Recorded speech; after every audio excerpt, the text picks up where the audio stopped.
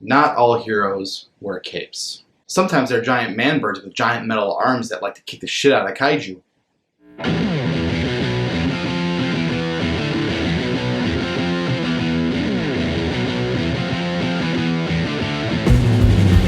What's going on, everybody? S.L.B coming at you with another video review. And it's the beginning of the month, the middle of the month, the end of the month, whatever. I'm doing another comic book review. And this time we're taking a look at a sleeper hit from Image Comics about a bird that kicks ass. Kind of like that bird.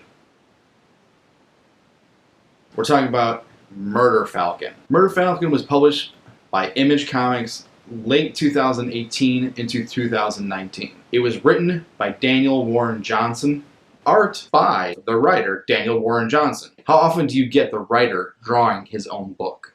Colorist by Mike Spicer, letters by Russ Wooton. Wooton, not wonton, even though I could kill for some Chinese food right now. So let's dive. Why did I do that? So let's get into issue 1, like we normally do when I do these comic book reviews, and then we'll get into the review and what I thought of it. Issue 1. As we open the page, we meet Jake sitting on a park bench all by himself. As he's sitting there minding his own business, kind of looking meh and emo, we are introduced to another individual by the name of Johan. Now, judging by the way they're looking at each other and speaking to one another, you can tell there's some animosity between them. I mean, that you can tell by the instantaneous flashback that Jake is smashing his guitar during band practice. Johan offers Jake a ride, and reluctantly Jake accepts. And as Johan is driving Jake home, we meet another individual by the name of Nate. Nate, you can tell, works on guitars and basses and drums and has his own shop set up near Jake's home. As Nate and Jake are sitting there sipping on their coffee, a waitress approaches them and says, "Jake, you should get back on that horse. I need new material." I'm going to pause right there and tell you a little something at this point. You're 2-3 pages into this book, into this first issue, and you can already tell something's going on with Jake and this band. After they have their coffee, they head home and Jake enters his apartment. And as Jake enters his apartment, you can tell he has this averse stare with his old broken down guitar. And then it's at this point that out of nowhere, this demonic insect kaiju scares the holy diver out of Jake. See what I did there? Now, either Jake is flung or he just trips over himself towards his guitar. And he reaches for his fragmented guitar, but the minute he touches it, it transforms.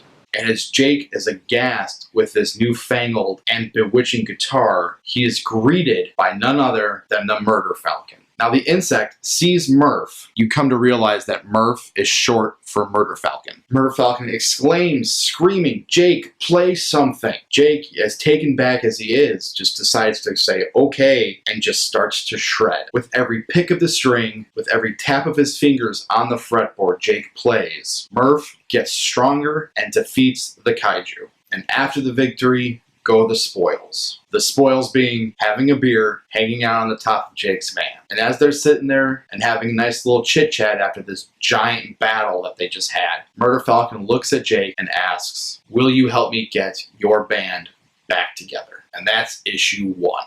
This book is pretty much about one thing and one thing only, and that is being brave. You can look at this book and say the art is cool, the writing is great. But if you take everything into context, from point A to point B, you can tell that this book is about bravery. You can tell from when you first meet Jake that something kind of gave him a giant kick in the nards and said, "wallop to the testicles," kind of made him regress a little bit and become more of an introvert. From that initial encounter with Murder Falcon till you progress and the band gets back together, you can tell that Jake is starting to break out of his shell, becoming more and more confident, and it's almost like he's going on a reunion tour with his bandmates. And it's not just himself. He exclaims in the very first issue that he hasn't played in a year, and by the end, it's like he never stopped playing. And with that, with his progression from becoming a hermit to actually getting the band back together, you can tell that his bandmates even forgave him and accepted him back into the band.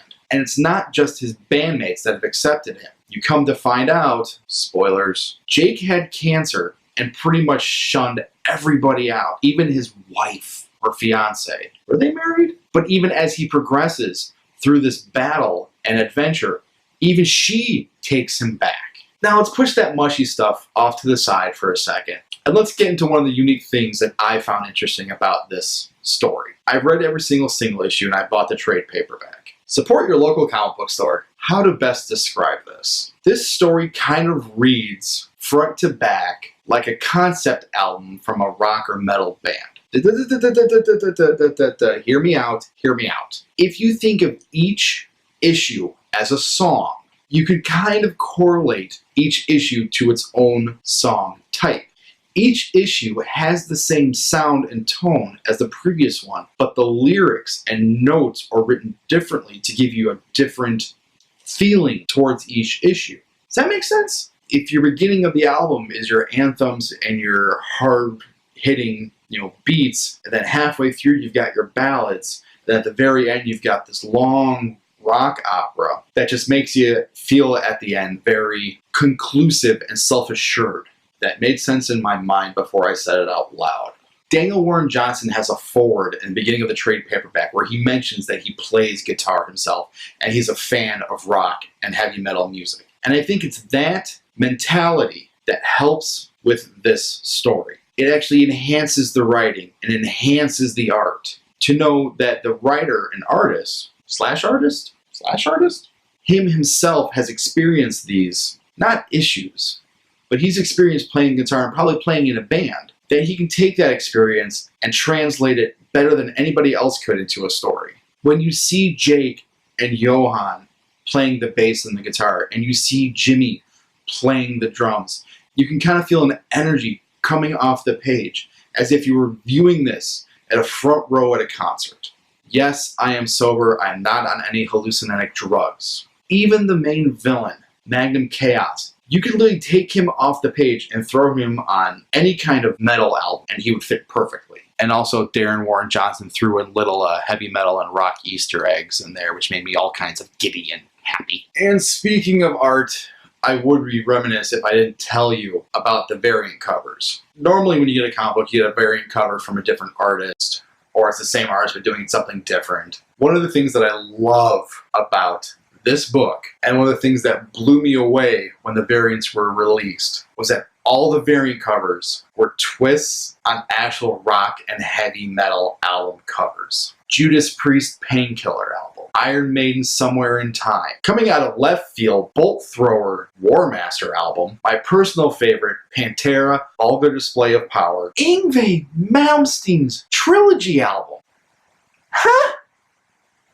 Megadeth, Rust in Peace. Dio, Holy Diver, R.I.P. Ronnie. And let's we not forget, Motley Crue, Shout at the Devil. Pick up the variant covers if you can. They just look awesome. So let's get into final thoughts for the whole story. This book is very underrated, and I would consider it almost a sleeper hit. Usually when people ask me, what's your favorite book from the past 5 years? Easily top 5 is Murder Falcon. I may be a little biased because I love heavy metal and rock, but this story just pulled me in. Think of it like an album you can listen to front to back and be happy nonstop. And I think another reason why I may be a little biased in this is because at one point I was in a band.